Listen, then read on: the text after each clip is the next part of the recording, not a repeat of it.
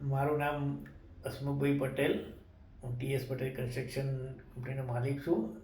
અને આશીષભાઈએ સારું એવું આ મેનિટોડું મશીન મને 2018ની સાલમાં આપેલું. સારી રીતે કામગીરી સારું નો મેન્ટેનન્સવાળું મશીન છે એમ કહીએ તો બી. બહુ હેવી સારી રીતે કામ આવે છે.